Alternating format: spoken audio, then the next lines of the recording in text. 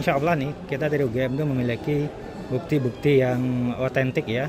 Gugatan yang dilayangkan untuk Rektor UGM, Wakil Rektor hingga Pembimbing Akademi Pak Jokowi sendiri, dari UGM sendiri tanggapannya seperti apa?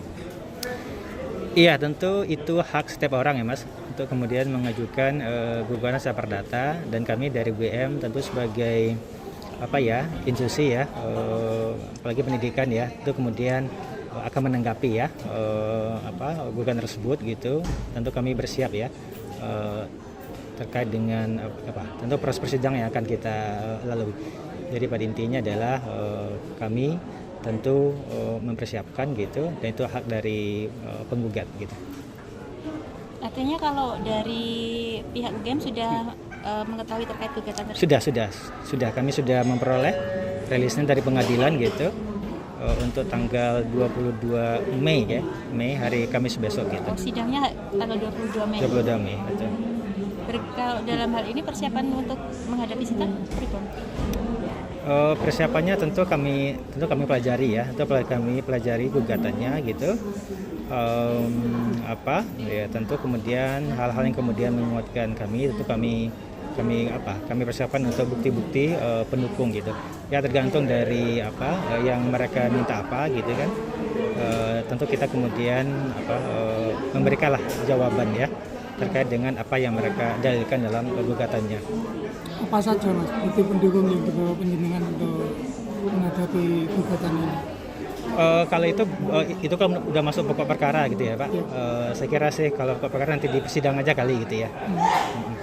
Mas, kalau untuk yang ini kan termasuk yang sidang besok itu kan berarti artinya masih banyak yang meragukan terkait pernyataan dari UGM.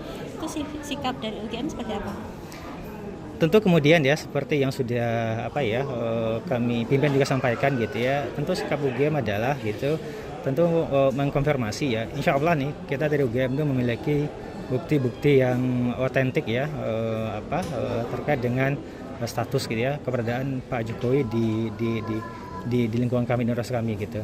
Dan seperti yang sudah juga disampaikan oleh pimpinan gitu, posisi kami sama ya kaitan dengan data pribadi. Tentu ini yang berhak kemudian meminta adalah tentu orang pribadinya, ataupun kemudian adalah dari kejaksaan gitu ya, penegakan hukum gitu, atau saya kira juga dalam konteks di pengadilan gitu.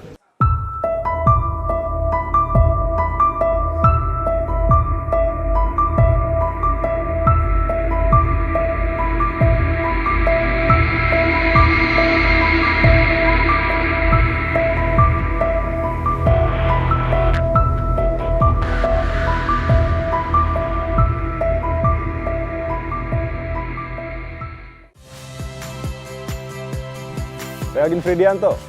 Saksikan terus program-program Kompas TV melalui siaran digital, pay TV, dan media streaming lain. Kompas TV, independen, terpercaya.